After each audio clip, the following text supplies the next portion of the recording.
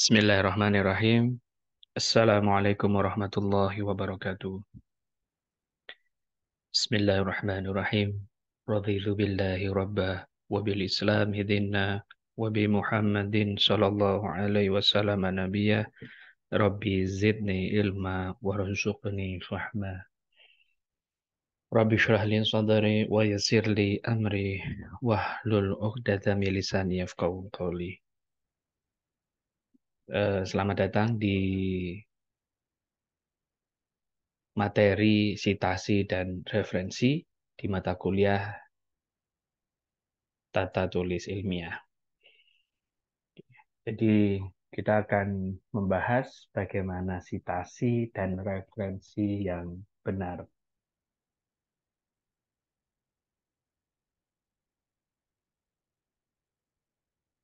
Kenapa kita membutuhkan atau membutuhkan sitasi?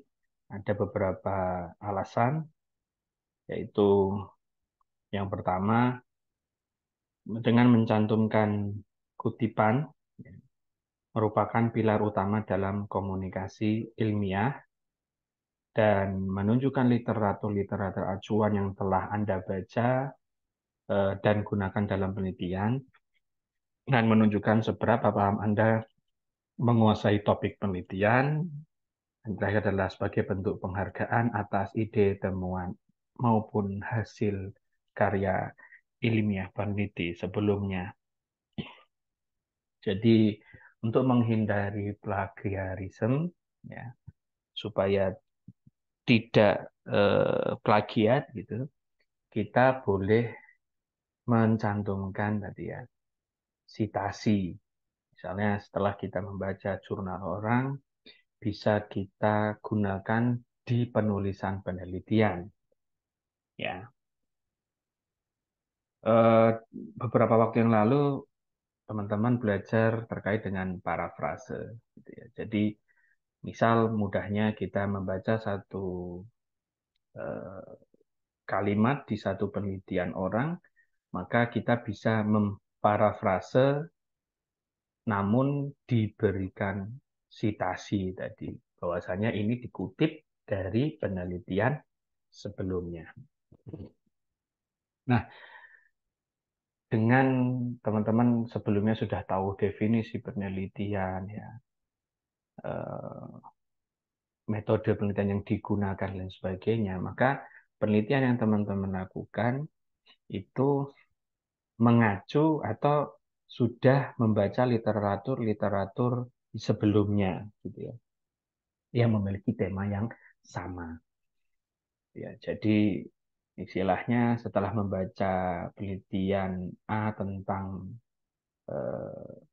tema yang sama, maka yang sudah saya sampaikan nanti teman-teman akan mengetahui posisi penelitian teman-teman dengan tadi ya sudah tema-tema yang tidak eh, istilahnya bukan 180 derajat, tapi dengan tema yang sama. Misalnya kalau kita ngomongin kecelakaan kerja, berarti ya, penelitian-penelitian yang kita baca, literatur-literatur yang dibaca, itu adalah literatur-literatur terkait dengan kecelakaan kerja. Jadi itu mudah.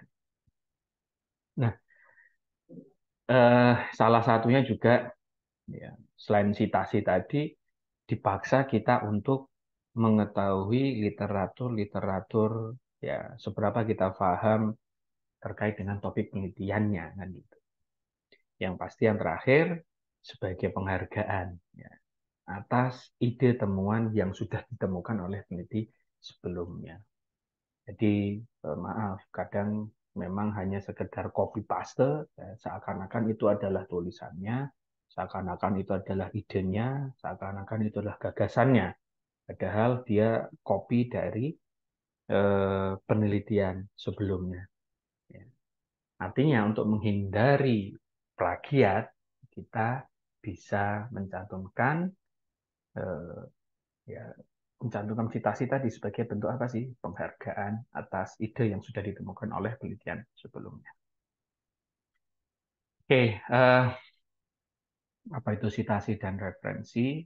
Ya. Kutipan memberitahu membaca dari mana informasi tersebut berasal. Ya.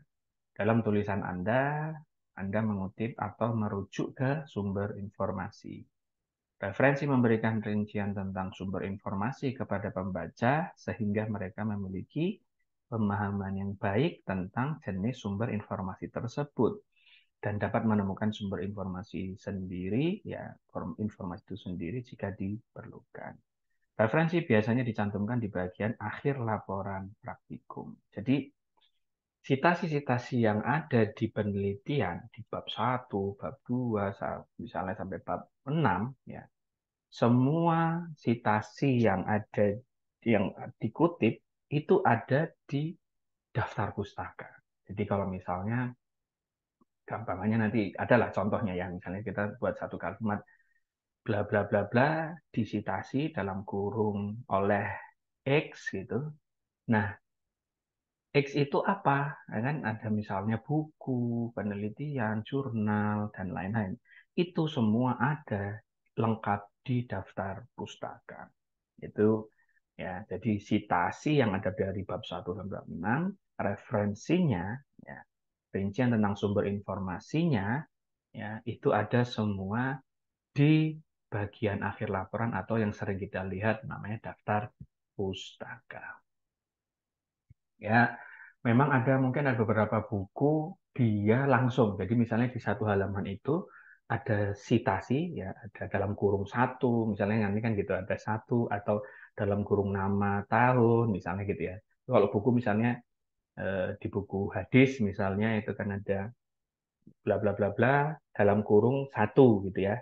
Nah, satu itu nanti langsung ada referensi di bawah halaman, masih di halaman itu tapi dia di bawah. Satu itu adalah hadis Bukhari dan lain-lain. Misalnya itu yang sering yang pernah kita lihat. Tapi kalau di penelitian itu sitasi-sitasi yang ada itu nanti bisa dilihat ini apakah buku, apakah jurnal, ya, atau penelitian siapa itu nanti lengkap ada di referensi. Ya, nanti insya Allah ada contohnya. Nah, perbedaannya ya, perbedaannya adalah sitasi dengan referensi itu disitasi tempat dimanapun Anda mengutip dari penulis yang berbeda.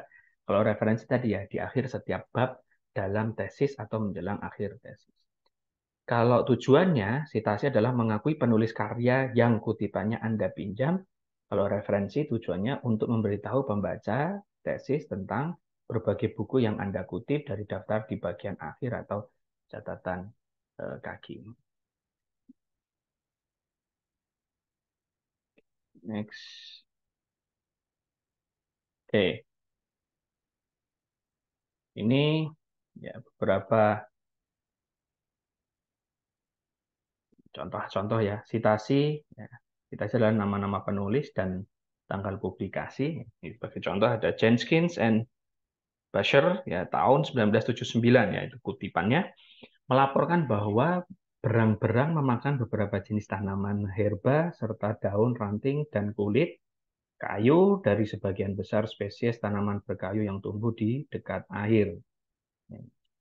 Contoh lain, berang-berang telah terbukti sebagai pemakan kayu keras yang diskriminatif, ya, dalam kurung, penulisnya adalah Crawford, Hopper, and Harlow 1976. Ya. Jadi, penulisan citasi memang beragam gitu ya. Ini salah satu contohnya. Jadi, boleh tadi seperti contoh di awal Jenkins and Busser dalam kurung 1979 menyatakan bla bla bla bla atau ada satu kalimat di dalam kurung citasi oleh penulis siapa? Crawford, Hooper, Harlow 1976. Kalau referensi, sumber-sumber tersebut dicantumkan di bagian akhir laporan dalam urutan abjad sesuai dengan nama belakang penulis pertama, seperti pada buku dan artikel berikut. Tadi ya, jadi yang si Jenkins ya, atau Busher tadi di bab daftar pustaka ya di bagian akhir tadi ya dicantumkan di bagian akhir laporan kita tahu oh Jenkins and Busher itu diambil dari mana? Oh Castor canadensis ya, mamalian spesies di apa ini 120 halaman 1 sampai 8. Tadi yang Crawford bilang bla bla bla bla tadi, oh ini adalah ya ini apakah penelitian gitu ya, atau memang buku gitu ya. Jadi citasi itu hanya nama sumber, sumber citasi adalah hanya nama dan tahun, tapi nanti di referensi atau di daftar pustaka itu adalah lengkapnya, apakah dia di jurnal, ataukah dia sebuah buku, ya, ataukah dia publikasi. Ya. Biasanya nanti kalau yang ada page nomor sekian itu biasanya publikasi. Ya. Ini sebagai contoh, eh, citasi oleh Magdalena, ya, Monasterio tahun 2000. Ya. Jadi kita itu mengutip dari sumber itu boleh, nggak masalah. Ya. Jadi, tapi untuk menghindari namanya plagiat, kita memberikan penghargaan gitu ya. Kita mencantumkan, kita ambil dari sumber mana. Ya. Tadi yang saya sampaikan bisa dengan di parafrase. Ini juga contoh, ya, misalnya eh, oleh si siapa ini Figueiredo itu tahun 99, dia menyatakan many researchers have put efforts to develop bla bla bla bla. Oke, tadi setelah ada di citasi, maka ini adalah referensinya. Nah, nanti referensi apakah harus abjad, huruf abjad sesuai dengan huruf abjad dan sebagainya, itu memang sekarang banyak perkembangan. Ada beberapa metode-metode ya, ada yang abjad, referensi itu huruf abjad, ada yang nanti pakai angka. Jadi kalau angka itu tadi nanti di referensi sudah tidak urut abjad. Oke, ini citasi yang memberikan nomor dalam tanda kurung ya. Kalau tadi kan citasi yang menggunakan nama dan tahun, tapi yang di sini adalah citasi yang memberikan nomor dalam tanda kurung sesuai dengan nomor sumber dalam daftar abjad di referensi. Sama, itu Jenkins and Fisher melaporkan bahwa berang-berang memakan beberapa jenis tanaman herba, bla bla bla bla, dalam kurung 4. Ya, atau berang-berang bla bla telah terbukti sebagai pemakan kayu keras dalam kurung 3. Ya. Nah, di referensinya ya, itu karena ini ya bahasa kalau kita menggunakan mazhab harus urut abjad, ya referensinya urut abjad itu dikasih angka, tapi nanti di citasinya di laporannya di bab 1 atau sampai bab 6 itu dia angkanya sesuai dengan urutan di referensi gitu ya. Jadi mungkin nanti ketemu di kalimat pertama itu bukan angka 1 tapi bisa angka 10 dulu. Ya, nanti paragraf 2 malah ketemu di angka 2. Angka 1, 2, 3 itu mengikuti referensi. Nah, referensinya dia itu sesuai dengan abjad. Ya, sebagai contoh, kita temukan dari page 1 ke page 2, ya, itu referensinya itu angka citasi itu mungkin akan melompat-lompat gitu ya. Dari 5 ke 10 ke 8 gitu. Jadi nggak masalah. Jadi memang teman-teman nanti kalau mau menulis jurnal gitu ya, atau mau publikasi, lihat dulu eh, apa ya aturan yang berlaku pada apa namanya yang kita ikuti ya. Misalnya kita mau ikut conference A, dia harus menggunakan format apa. Jadi kita sesuaikan format yang penyelenggara lah bahasanya gitu ya. Di format penyelenggara punya format yang harus kita patuhi. Jadi nanti ketemu dengan yang cukup menggunakan nama, koma, tahun, atau menggunakan angka, atau nanti angka 5, 10, 8 ini berurutan gitu. Jadi dari page 1, 2, 3, 4, 6 page sampai terakhir, atau bab 1, bab 2, bab 3 itu citasinya itu berurutan 1 sampai misalnya 20 itu berurutan. Itu nanti juga jadi tergantung si penyelenggara itu menggunakan format apa. Ya, jadi tadi kita lihat misalnya sama ya, 5, 10 itu tadi tulisannya siapa, 8 itu tulisannya siapa. Nah, tadi saya sampaikan mazhabnya atau formatnya penyelenggara, gitu ya. Itu ada salah satunya adalah IEEE documentation, ya. Dia memberikan nomor dalam tanda kurung sesuai dengan nomor sumber yang tercantum sesuai dengan urutan kemunculan dalam laporan. Sumber yang tercantum pertama adalah 1, berikutnya 2. Kalau ada 20 referensi total ya berarti dia akan berurutan 1, 2, 3, 4 sampai 20. Nah, bedanya ya sebagai contohnya tadi Jenkins bla bla bla bla 1. Nanti paragraf berikutnya kalau ada citasi berarti 2. Paragraf berikutnya atau bab berikutnya akan berurutan ya. Nah, seperti ini contohnya di jurnal, di publikasi akan terlihat secara urut. Kalau tadi yang sebelumnya kita lihat nomor 5 lompat ke 10, habis ada 8, ya, artinya itu lompat-lompat. Kalau ini berurutan 1, 2, 3, nanti sampai page terakhir. Kalau ada 20 referensi berarti dia nanti angkanya 20. Nah ini, di referensinya, di daftar pustakanya, itu tidak sesuai dengan huruf abjad. Gitu ya. Ya lompat-lompat ya, nomor 3 ke 4 itu J tapi nomor 4-nya A. Nah, berarti udah lompat gitu ya, nggak sesuai dengan abjad. Jadi sekali lagi silahkan eh, nanti kalau teman-teman mengikuti publikasi harus tahu format yang dijadikan acuan oleh penyelenggara tersebut.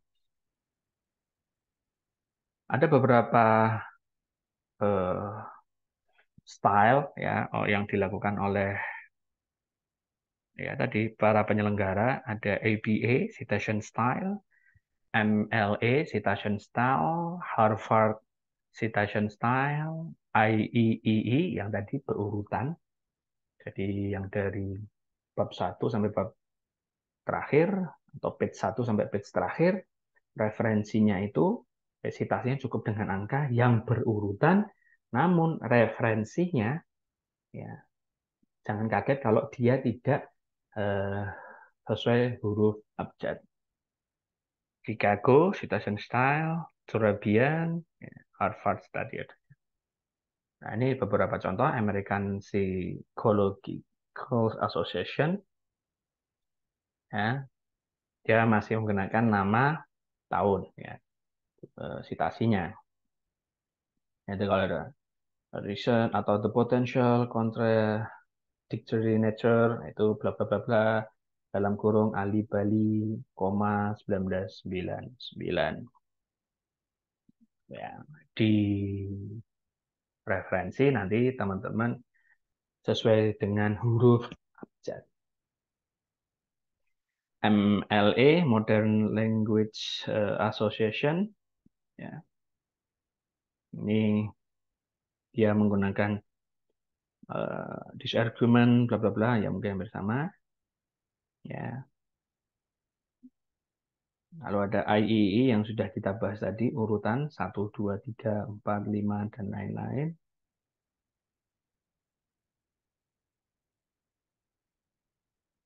Ya. Atau nanti teman-teman bisa mengecek kembali, melihat kembali sekali lagi format yang dilakukan oleh penyelenggara. Ya. Nah, sekarang artinya berkembangnya zaman, kita sudah sangat dimudahkan dengan adanya software. Ya. Software tersebut yang kita dengar dengan Mendeley ya. Ya memang dengan software ini kita tidak harus lagi misalnya kita tulis kutipan dalam kurung ini, terus kita harus turun ke bawah ke daftar pustaka, tulis satu-satu, udah nggak seperti itu lagi. Dengan software ini mempermudah peneliti ya. Jadi, tapi memang syaratnya jurnal yang kita pakai ya, nanti sekali lagi teman-teman silakan buka YouTube atau banyak sekarang kita bisa lihat bagaimana menggunakan Mendeley. Ya, salah satunya tadi Mendeley itu kita bisa download jurnalnya, cukup dengan mendownload jurnalnya ya. Nanti waktu teman-teman menulis kutipan di salah satu bab itu tinggal ada di Word itu ada tinggal klik apa Mendeley itu nanti tinggal kasih kata kuncinya, istilahnya nanti tinggal kita klik otomatis ya keluar ya otomatis keluar eh, kutipannya bahkan nanti juga di referensinya ya jadi sudah tidak perlu kita lakukan secara manual kembali yang harus jadi insya Allah secara ketelitiannya asal teman-teman tadi tidak lupa ya setelah menulis satu kalimat kutipan itu diklik ya cukup diklik selesai nanti sudah muncul di sitasi maupun nanti juga di daftar pustaka jadi sangat mudah apa ya eh, insya Allah sangat mudah untuk digunakan dan untuk checking ya kalau kita mau cek kembali ya supaya tidak ini itu juga sangat dipermudah ya begitu mungkin yang bisa kami sampaikan semoga bermanfaat subhanakallahumma wa bihamdika asyhadu an la ilaha illa anta astaghfiruka wa atubu ilaik. Assalamualaikum warahmatullahi wabarakatuh.